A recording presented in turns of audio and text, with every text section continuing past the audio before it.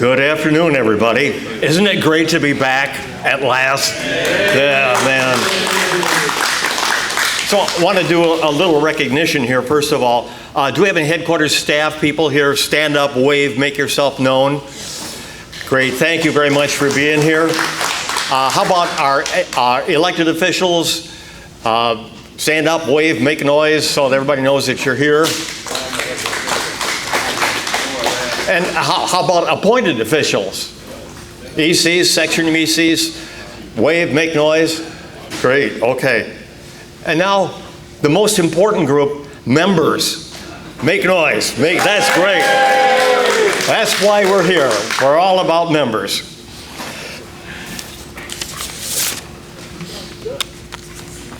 So here's our agenda this afternoon. We're going to go through it hopefully and meet our timetable. We're going to have Dave Proper come up and talk about the ARRL's Historical Committee. We don't know much about this, and I think Dave's going to be able to give us a good overview of that. Following him, the director of West Gulf Division, John Stratton, N5AUS, is going to talk about current activities of the Legislative Action Committee. And then we're going to have Rick, K5UR, come up and talk to us about his perspective from the president's position of ARRL. And then after that, the new guy. The guy has not had the chance to speak with us at Dayton, and that's David Minster, NA2AA. We'll get up and he'll do a brief overview, and hopefully we'll have time for some questions and answers at that point. So we're going to shift gears a little bit here, and if we can exit our program right here and bring Dave's up, we'll be all set. And if it all fails, it's my fault.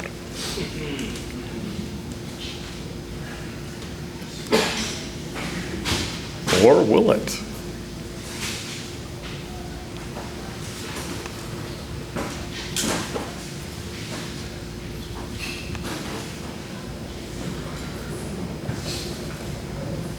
Got it?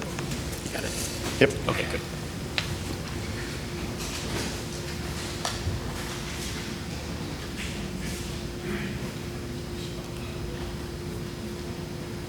Mr. Proper, it is all yours.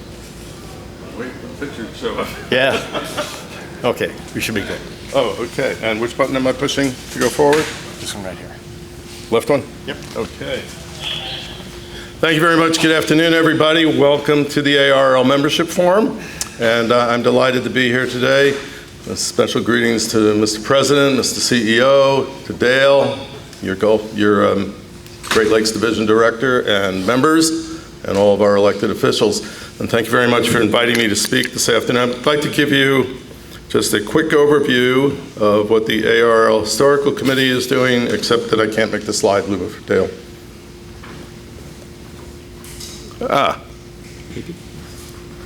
Okay, it's a different button.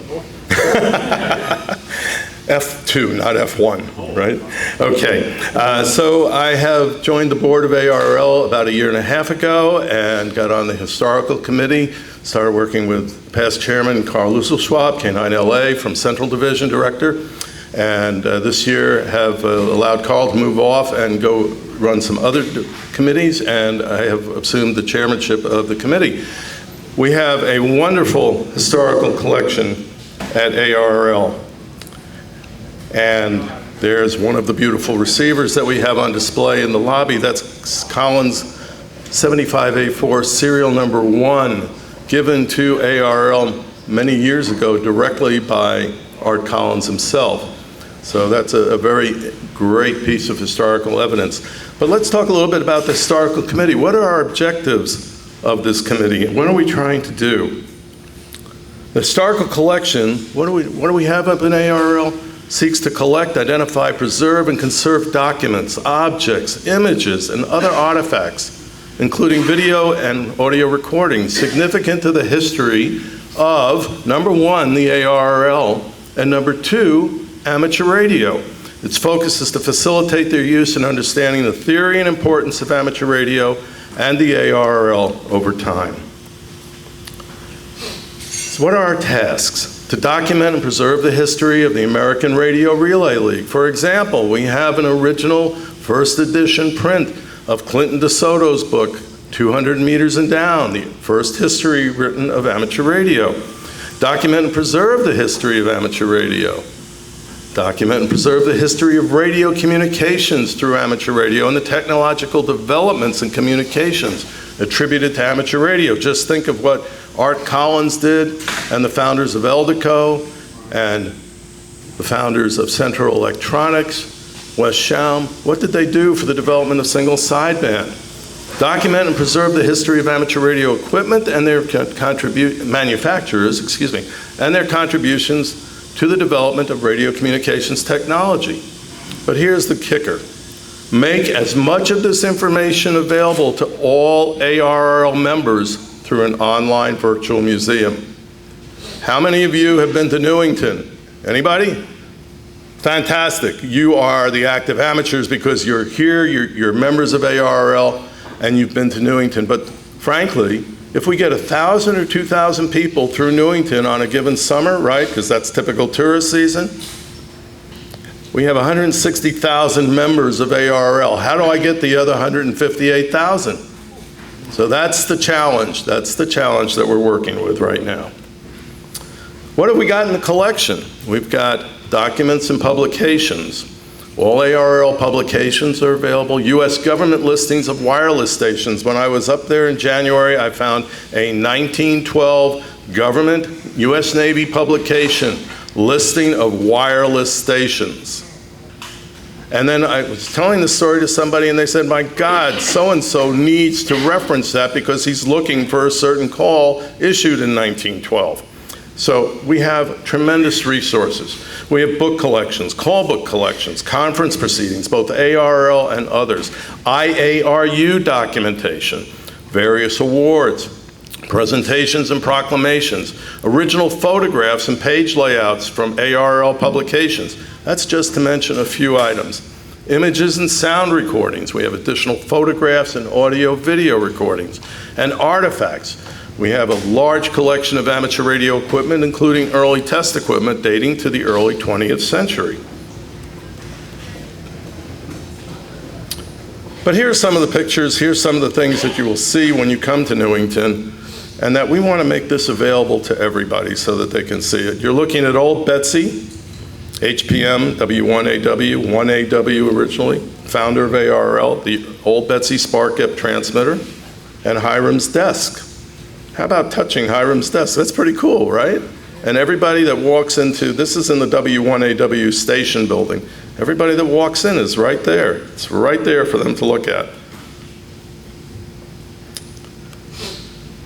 On the left, yes, on your left is a photograph of one of the 1930s, late 1930s, 1 kW 80-meter transmitter that was used for ARRL bulletins.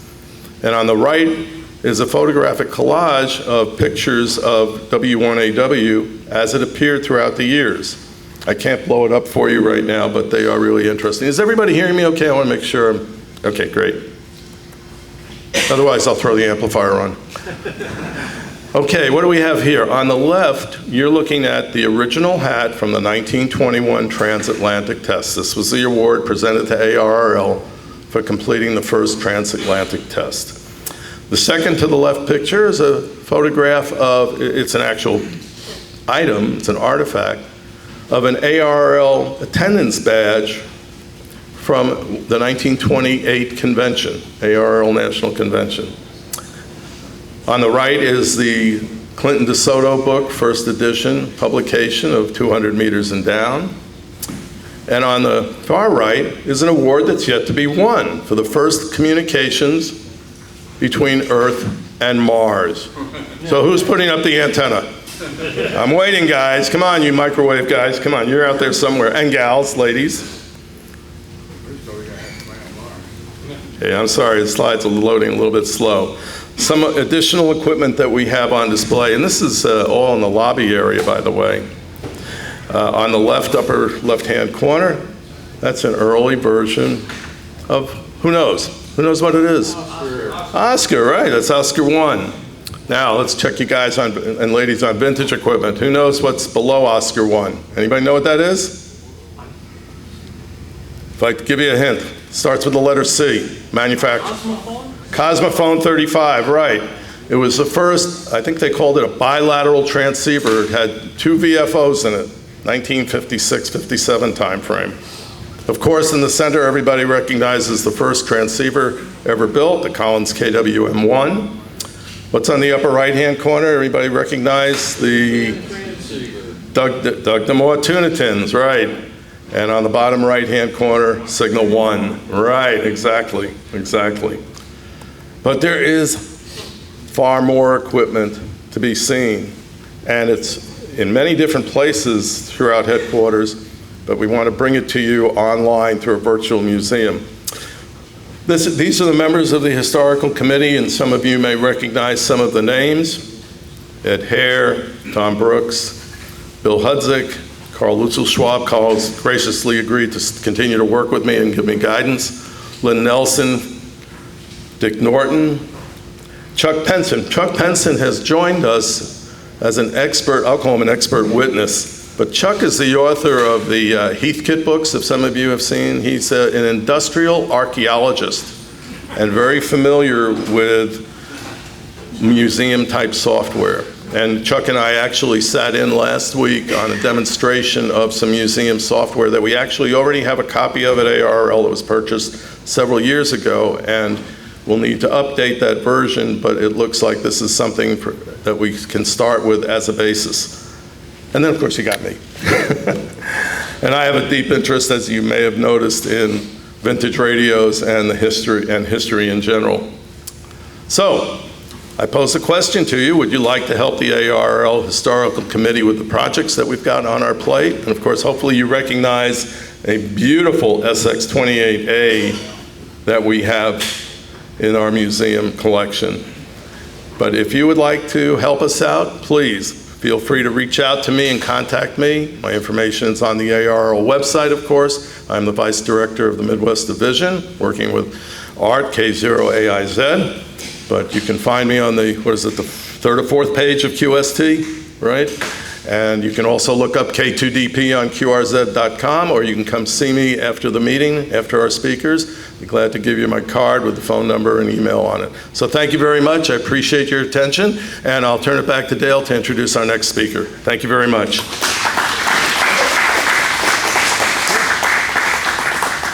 Thank you, Dave. Great overview. Thank you very much. Next is N5AUS, John Stratton, who is going to give us some updates on our current legislative activities. So, John, it's over to you.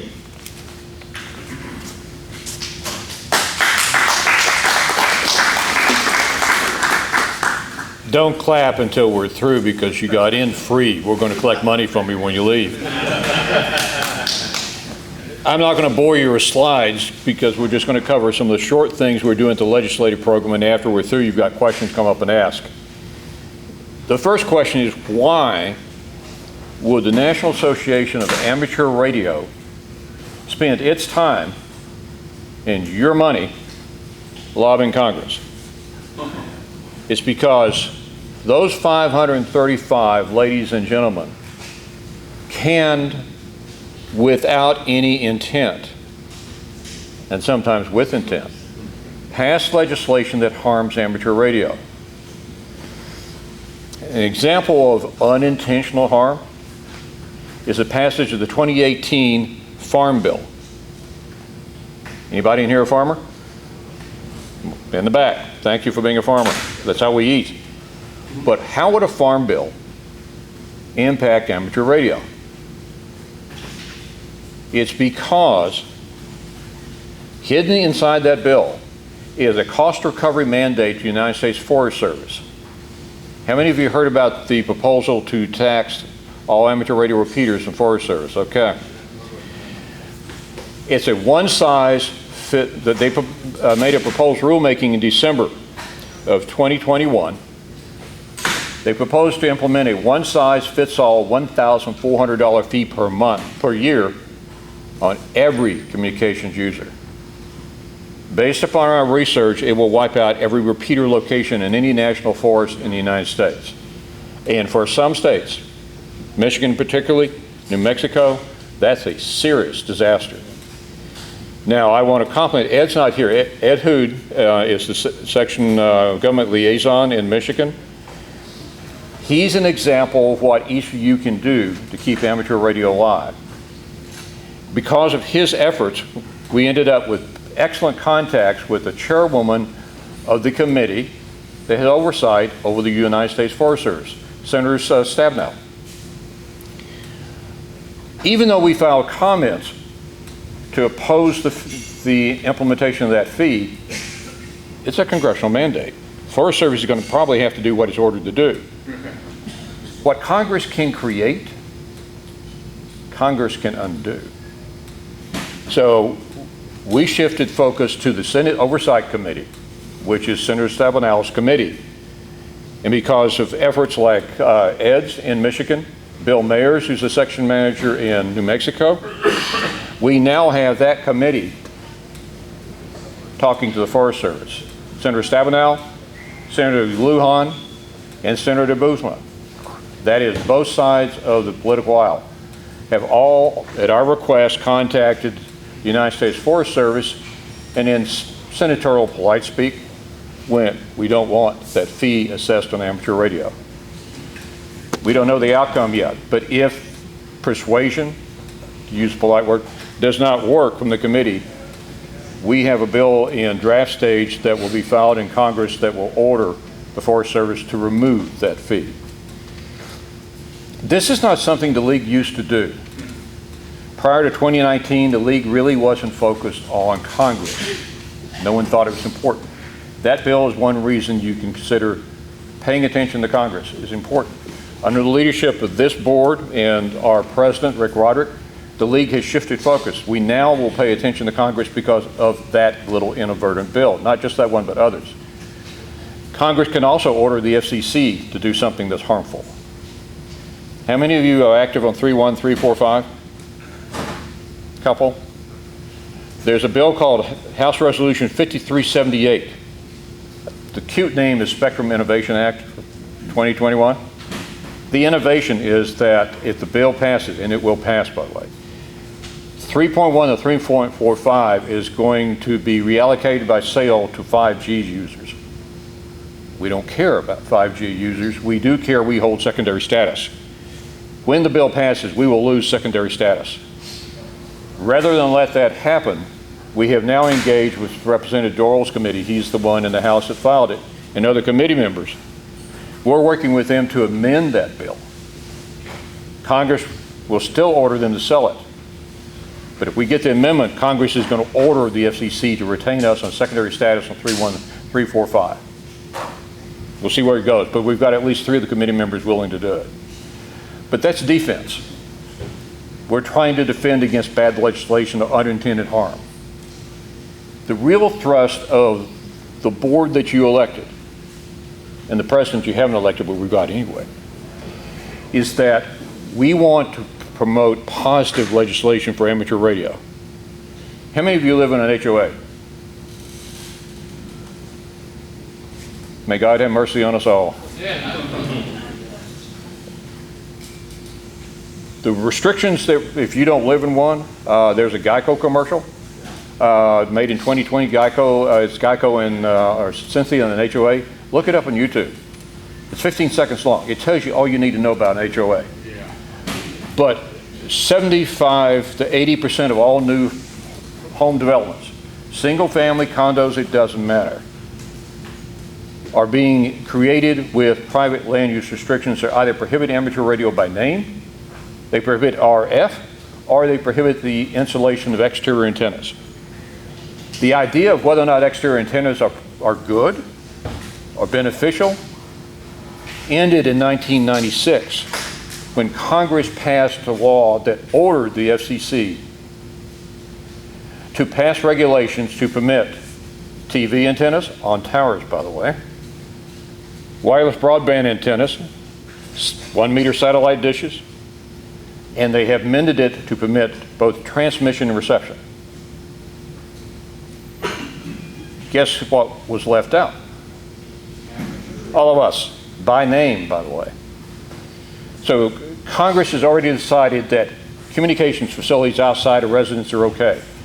We have a bill that's drafted that's on the desk of an Ohio congressman right now. He's going to be our lead sponsor. If that bill passes, and we expect we're going to spend a lot of time and money to do it, when it passes, it will eliminate every private land use restriction against amateur radio in the United States. And by the way,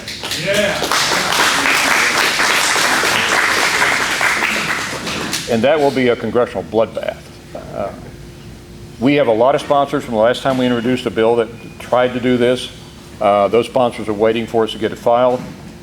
We have not circulated a copy of the bill because the people we're dealing with, the HOAs, the lead organization is CAI, not the CIA, the CAI, but they are heavily funded by the builders, developers, and their lobbyists are great. So we haven't released a copy of the bill yet. We will probably, I think, what Rick, we're going to do in about a month. And when we do that, we're going to be coming back to ask you for help. Two things politicians pay attention to. Money, because that's what gets you elected. But money doesn't hit the ballot box. You do. If you call a congressman, doesn't matter, right? Yeah, it does. They log every phone call you make, or you make to them. They want to know who you are, where you live, and what you're calling about. If you send them a fax, same thing. Emails actually now work with them. Your voice will probably have a determining effect on certain legislators whether or not they vote for us or not. They want to be reelected, and you vote. If the issue is important to you, the issue would be important to them. And in talking to the sponsors that we've been speaking to for the past year, that's the question they ask us. How many amateur radio operators do I have? How do they feel about this? And when they find out, again with the example of the Farm Bill, with all the repeater owners in Michigan standing up going, we want this to die. They start listening. That's the reason we have that Senate committee now calling the Forest Service and going, don't do this. So that is a primary thrust for the next couple of years for the league. And by thrust, I don't mean just a couple of guys showing up. We have a formal legislative committee now who's got one focus, and that's either defeating the bad legislation or getting this bill passed. And it costs money. We have the league, again, we'll credit Rick for this, or we can blame you if it goes bad, Rick. We've allocated a significant amount of money to get this done. But again, I don't care how much money we spend. If we don't have each of you helping us, and we'll be asking you for that help when this bill is released. We're also talking to people in these halls over here, the vendors. They kind of have a stake in this. They kind of like you to buy more radios and antennas. We're talking to industrial allies also. This is going to be a major effort to get this bill passed. We have a reasonable chance of it. Because again, as I pointed out, 1996, Congress ordered the FCC to order the world to let you put up a TV antenna, satellite dish, and antennas for wireless broadband. What's the limit on that? There's no limit. In Fredericksburg, Texas, which is west of Austin, if you're trying to locate it, there's a subdivision. Half-mile into the subdivision, there's a 105-foot tower, Roan 25 guide. It's got aluminum on top. It's a TV tower, owned by a homeowner. 800 yards to the west, there's a 103-foot Roan 25 guide tower. The aluminum on it was made by M2. If you talk to the homeowners in that subdivision, the tower that has the TV antenna was a gift from God. You talk to them about the one 800 yards down, they go nuts. The HOA goes nuts because it's amateur radio. There's no difference. And that's a point we're making with Congress. What we do saves lives. What you watch on TV doesn't. But it's just because of that hostility to amateur radio, it's going to be a fight. But with your help, Rick and I can stand up and talk forever. We're lawyers, and we get paid to do this. But if we're going to do this, you're going to get it done. And we'll be asking for that help. And I'm going to stop, and if you've got questions afterwards, ask them. Dale?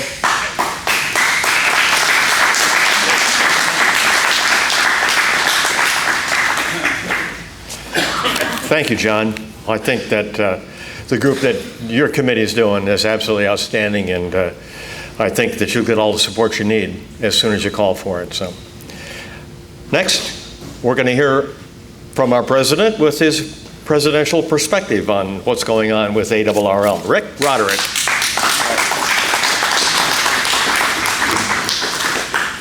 All right, well, this microphone right there in front of everything, isn't it? Y'all hear me okay? Okay, well, good afternoon, everyone, and good to see everybody in person for a change. There's been such a positive vibe out there in the group, in the hallways and all. I think everybody's just glad to get back together. I'm going to spend a few minutes and talk about a subject that it's been years, I think, since we've talked about it here at Dayton, and that's how the board is organized and how the field is organized. I get a lot of email every day anyway, but from members, but it seems like over the last year or two, I've gotten an increased number of email that tells me that members really don't know how the board is organized, the structure, even the field organization, with section managers. So I thought it would be good for us to go over that and let me explain the board structure, the field organization to some degree, to give you a better idea how we do our business. Of course, the ARRL is a 501c3 organization, and we're incorporated in Connecticut. And I think what some people don't realize is that we're a business. We're a business with somewhere between 80 and 90 employees. Some people, for some reason, think we're not necessarily a business, maybe a club or whatever, and I still consider us to be a big club too. But the important thing I want you to know is that we're a business, and we're bound by the Connecticut laws. And so we're regulated like any other business. We run by a chief executive officer, David Minster, who'll get up here in a little bit. He supervises about 80 employees currently. And we have a structure in that organization at ARRL headquarters, just like any other business. We've got department heads, we've got section supervisors, we've got an operations department, a finance department, and a human resources department, just like any other business. The board of directors is who sets policy for the organization, and we give direction to the CEO, Mr. Minster, and he's to carry out the orders of the board. The board has 15 directors. A lot of them are here, of course, and we have 15 vice directors. Now, that may seem a little odd. Vice directors are part of the board, and they serve sort of like as an assistant to the director. And it's a good succession plan, too. If you lose a director in the middle of a term, the vice director automatically moves up. The directors are elected. They're elected for 3-year terms. And so we stagger those terms such that every 3 years, the entire board could turn over. Now, logically, you're not going to have all 15 people turn over, but, who knows? You could have a good portion turn over. A third of the board turns over, possibly, every year. So we're subject to change based on the will of the members and how they vote. Sometimes I think that has an impact as well on the business that we carry out as a practical matter. The board has 7 officer positions, and these are elected by the board every 2 years. We've got the president, who's me. Got the first vice president, Mike Reisbach, K1TWF from Massachusetts. Second vice president, Bob Valio, W6RGG from California. We got the international vice president, Rod Stafford, W6ROD from California. The chief executive officer, Dave, and he also serves as secretary of the organization. We have the treasurer, WJ7S, John Sager, who's relatively new, taking over for Rick Nicewander, who's been in that role for a good number of years. And then we have the chief financial officer, Diane Middleton, W2DLM. The board meets 2 times per year, on the 3rd Friday of January and the 3rd Friday of July. And to help us get things done through the course of the year, we have 5 committees, board committees. that are established by the bylaws of our organization. We've got the executive committee, and this committee has the authority and the responsibility to act on behalf of the board between board meetings. And it particularly monitors during this period of time things dealing with FCC matters, rules and regulations that come up, overall operational matters that sometimes needs attention to that are brought forward to us by the CEO, Mr. Minster. It has 5 directors on it that are elected annually by the board themselves. We have other committees that are set up where the president appoints the members of those committees. We have the Administrative and Finance Committee, who handles, as it says, administrative and financial matters, primarily budgetary matters, infrastructure projects, capital improvement projects, and significant IT matters. We have the Programs and Services Committee, which handles our growing awards program, field day, contest, DXCC, and so forth, and the broad range of the member services that we have. We have the recently formed Emergency Communications and Field Services Committee. And Dale will talk about this. I'll turn it over to him when I'm finished so he can say a few words, because Dale is leading that committee. This is a very important committee, and it's got a lot of work to do. And the board made a commitment to sort of re-emphasize our commitment to the field organization and to clubs and emergency communications, which is very important. So that charge of that committee is one that's broad and has a lot of work in store for it. We have the Ethics and Election Committee, which serves a very important role in monitoring the ethics of the ARRL. It investigates issues of possible non-compliance, infractions, possible conflicts of interest, things like that. It also supervises the balloting and election process. That committee has 3 directors appointed annually by the president. Now, in addition to those very important board committees, we have a lot of advisory committees and a lot of people and volunteers on those committees that do a lot of work. In fact, we've got 19 different advisory committees that do a lot of work on various topics that include, if you look and count all the people on those committees, and some serve on more than one committee, but we have 200 people appointed to those advisory committees. That's a lot of action on advisory committee and a lot of commitment of volunteers doing work for the ARRL and for its members. At the division level, I know we've got a lot of section managers here and field appointees wearing various colored ARRL badges. There are 71 sections, and a section manager serves every 2 years and then is up for re-election. The sections usually go along state lines, but in some large states, we have numerous sections within a state. So in total, we've got 71 sections. These are volunteer positions, just like the board positions. Now, under each section manager, there are 21 different positions that section manager can appoint volunteers to. Now, these positions cover just about everything you can think of. Everything from technical assistant, public relations. We already talked about the very important work we're getting out of the section governmental affairs liaison in Michigan with the bill that we're talking about. And so there's a lot of volunteers who are doing a lot of work, traffic handling, nets, clubs, coordination, things like that. This is an interesting statistic. If you add all of that up, all those field people that are handling matters for the ARRL and the local people and the clubs and so forth, there are almost 7,000 ARRL volunteers out there in the United States of America. That's a lot. The way I look at that is there's an army of communicators out there willing to help people.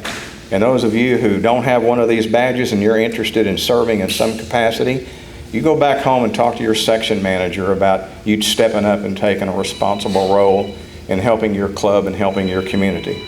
But I think that's a remarkable figure, and I'm very thankful for all of the members who've decided to step up and help out. Almost 7,000.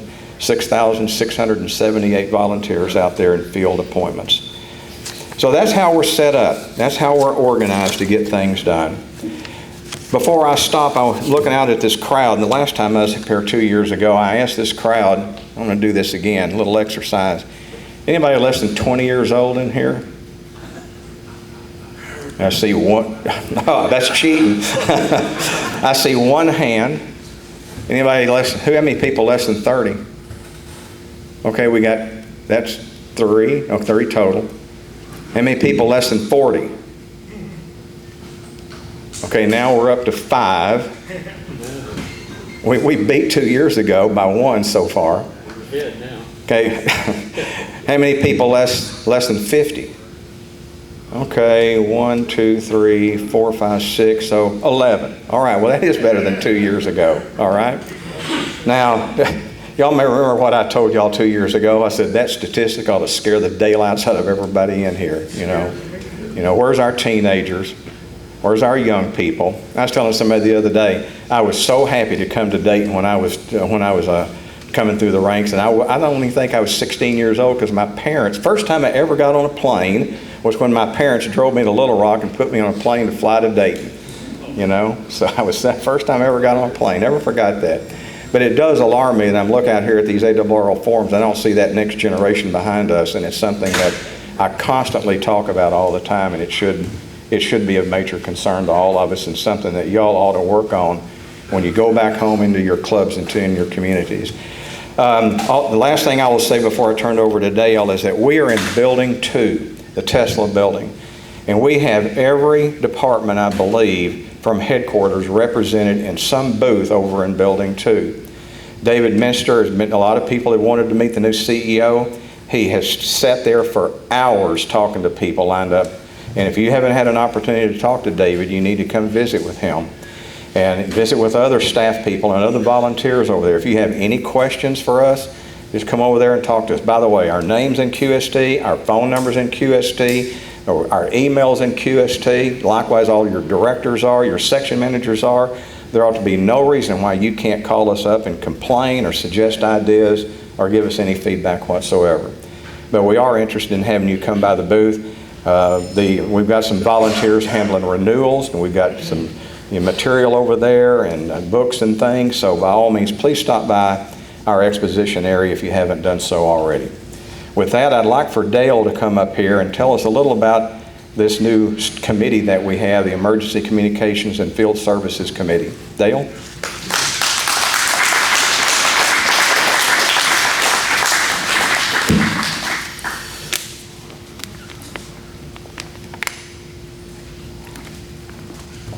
It's just water.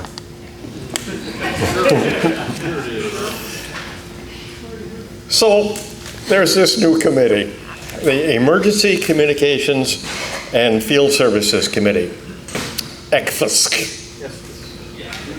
There's one thing we haven't learned to do yet, and that is create a pronounceable acronym. So the charge of this committee is long and detailed, and I kind of summarize it here in some notes I threw before myself. Create and modify programs and services for training, improve support for section managers and field service volunteers. Pursue best practices for MCOM through ARRL and NTS. Monitor assets and evolving trends in MCOM, looking towards developing best practices. Improve ARRL support of clubs, memberships, and skills. Coordinate within IARU Region 2 to provide emergency communication services. Help prioritize policy and tasking with staff recommendations pertaining to ECFSC actions. Then to the Board of Directors, recommend the creation of or modifications to board policy relative to emergency communications. And that's a lot. And we have an additional charge for that.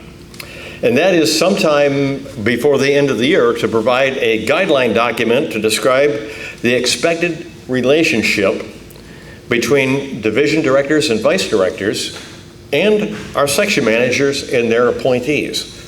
Like Rick had described, we're all elected. And we are in different columns, so to speak. So we got to improve the communication relationship between directors, vice directors, and our section managers. So it's a big target, and we have to provide our first initial report on those activities at the July board meeting. We are on target to get there. When we started working with this committee at the early part of this year, I took a look at the tasking of the predecessor group, different committee name, but a lot of the things were the same. And there were 53 items, 53 objectives on this committee. And the first thing we did over the first couple of meetings was do some consolidation and then create some manageable subcommittees that could take action on these particular specific items. So we have one group that's going to handle ARES and auxiliary communications. We have another subcommittee that's going to work with our club and club relationships. Another one devoted to the national traffic system. And then the one that's going to work with our section managers and field organization. To date, we've done some work with memoranda of understanding, rewriting existing MOUs, and we have a number of these, for example, with the Red Cross, FEMA, and similar groups like that, Saturn, and so on. All of these require an update, and we're in the process of finishing off right now the revision for the MOU between us and FEMA. We hope to have that wrapped up within the next couple of weeks. And we're going to have an announcement, I guess, about some club activities, some further support for clubs coming up during the club forum here at Hamvention. So there's a lot before us as a task. We're meeting about every 3 weeks right now, and that's because summer's here and we can't cram everything in between Hamfest and other activities and get it down to any less than about 3 weeks. But we're active, we're very busy, and if you have any questions or so on, we'll be over at the Great Lakes Division booth after this is over with, and be more than happy to talk with you. Now the reason we're here is to hear from Dave Minster. This guy is on the air, he's a contester, he's a DXer, and man, I really want to welcome him.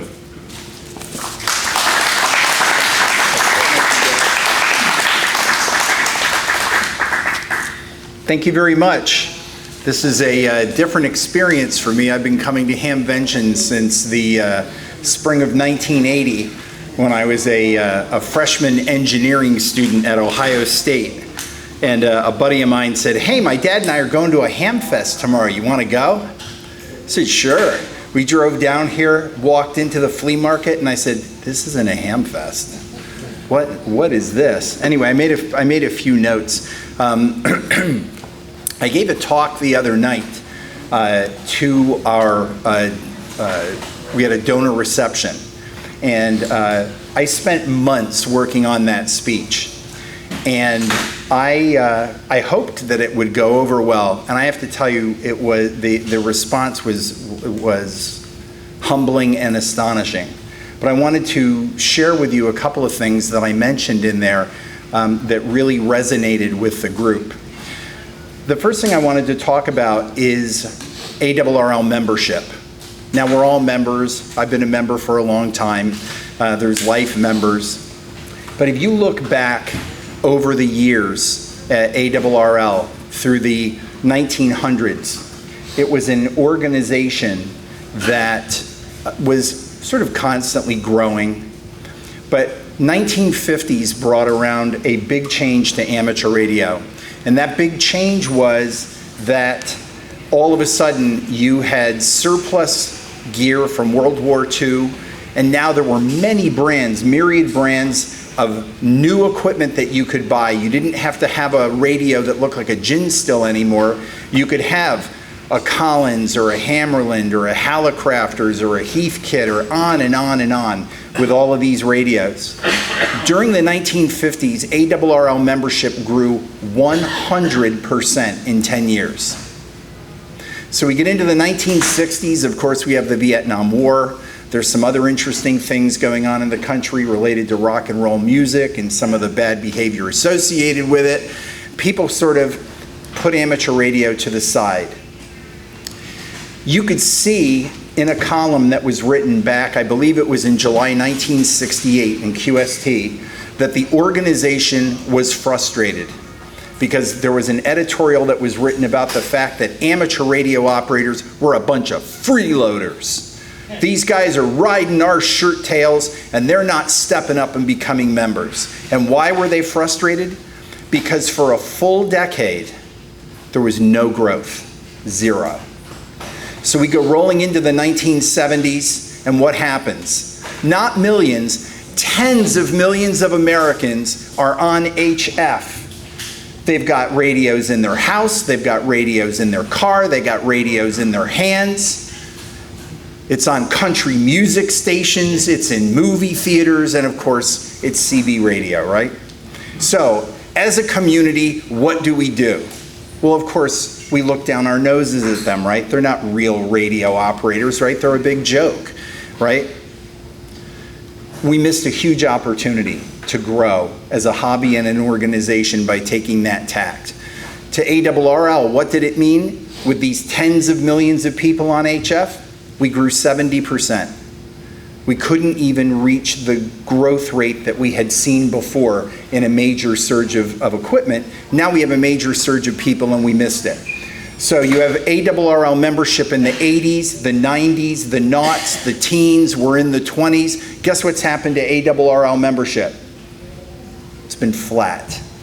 Yeah, there's been some peaks and nulls, right? So you've got, we did the centennial, it went up. We did a, God forbid, did a price increase, huge fall off. But so there has been this sort of bouncing and floating around about 160,000 members for a long time. There's a saying that goes, if you fail to study history, you are most certainly doomed to repeat it.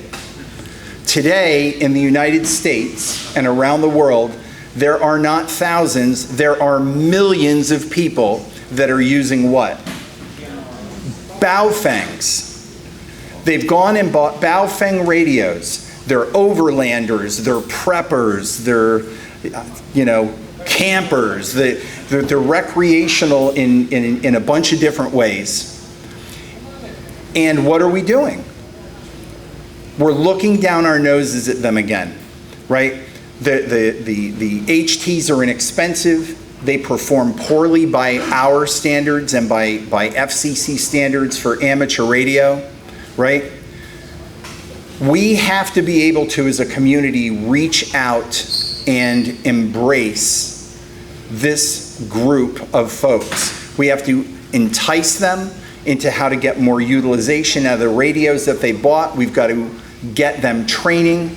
We've got to get them licensed as technicians, get them on the air, and get some passion going for what they've invested some time and money in. Some of the things that go along with that we've been focused on, and you've heard about it earlier today, there is a renewed focus in clubs. When I joined ARRL about a year and a half ago, I was told that clubs are dead, which was an emotional moment for me. Clearly, they're not dead. We were dead. We were the ones that were walking away from clubs. And we had a position that was approved by the board called the National Club Coordinator. We upgraded that position to be a manager of field services. We have someone who has served in the field as a club president, as the Connecticut SEC, and he's now responsible for the club initiatives and the fact that we have partnered with ARDC to create a club grant program. If you're in a club and you want to do a project and you don't have the ability to fund it, it's likely that we have solved your problem. You should come over to the ARRL booth and take a look at the club grants program. In terms of MCOM, when you read my July column, I had a lot of people read my July column in advance because I didn't want to create an uproar. I've done it once or twice with my column. It's fascinating to see all the feedback. But I really wanted it to be effective. And what it talks about is the difference between ARES and AUXCOM. If you're in the MCOM community, it's a piece that's basically intended to say there's There's no conspiracy, there's no controversy. The path is clear for both organizations. We have to work on it. The board is clearly behind field services, including clubs, and MCOM with the committee that Dale talked about. You heard it's an absolutely packed agenda. And then finally, one of the things that I did when I became ARRL CEO was to embrace the YouTubers. For the holidays, I sent out a Christmas card and an ARRL mug to some 32 YouTube vloggers. And one of the guys that I partnered with, and actually he was such an authentic and sincere guy, I gave despite many requests, gave my first interview to a guy, K5ATA, Steve Goodgame. And I was surprised. I got emails from a bunch of people that said, thanks for going on one of the smaller YouTube channels to introduce yourself. Well, guess what? It turns out that Steve was a school teacher in Mississippi. He integrated amateur radio into his lesson plans through his administration, wound up licensing nearly 100 young people, and every single person that got licensed got a radio. And these kids are home at night. Yeah.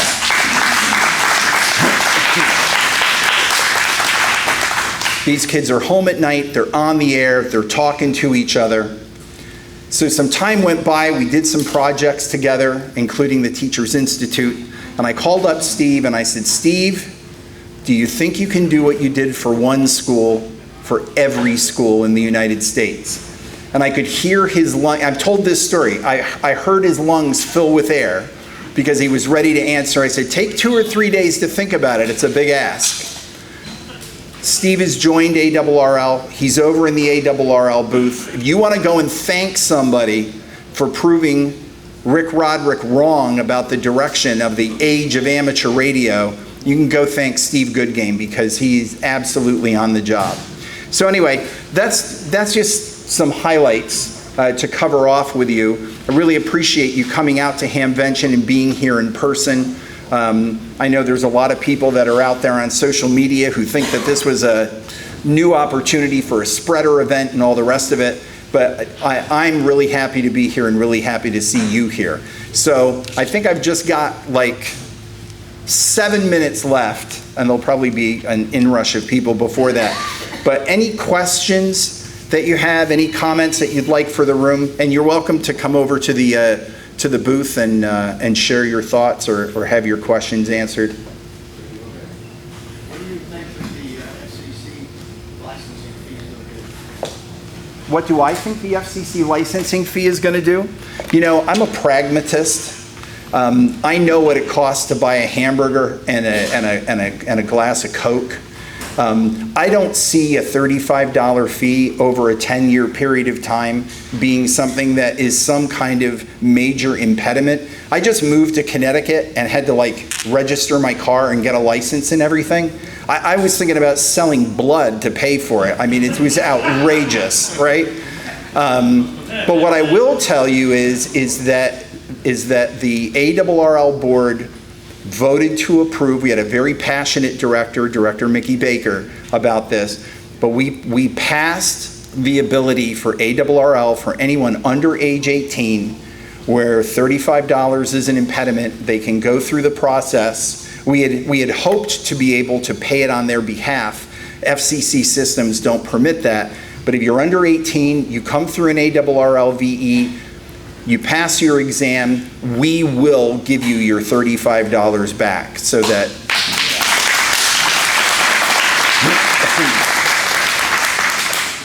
There was another question? Hey, thank you for mentioning the ARDC grant. When does that really kick off? Has it kicked off, or when are you taking your first grant proposal? So the grant proposals are now being accepted. Last I looked, we were, I don't know, up around 20, I think, or so. You know, one of the things about getting a lot of money all at one time and having to divvy it out in a lot of small pieces, you know, the devil is in the details. So we were able to build as an adjunct to the ARRL Foundation has two two organizations, basically, one focused on scholarships and another on grants. The grant program's relatively modest. Now all of a sudden there's $500,000 to deal with, right? So a lot of time was spent and a lot of really phenomenal work was done by Director Kemmerer and also Mike Walters, who is our manager of field services. You know, we had a lot of meetings. These guys spent a lot of time pulling together all of the design ideas and criteria for being able to process all of this. We're in the process now of hiring an administrator to handle all of the paperwork, record keeping, check issuing, and so forth. And we've recruited an absolutely phenomenal group of individuals, volunteers, to come on to and work going through those applications to make sure that we do everything that we can to either approve it or to recommend how you can go back, rethink it, rewrite it, and bring it in. We've got 2 tranches that we're going through, one now and one during the summer. And we, you know, it's our mission to align money with clubs so that they can build themselves up. Just let me comment quickly. The membership would be very proud of the work that was put in. It was impressive when you made your presentation. Okay, great. Thank you very much. How are we doing? One more question. Or not? Okay. Is that it? Thank you very much.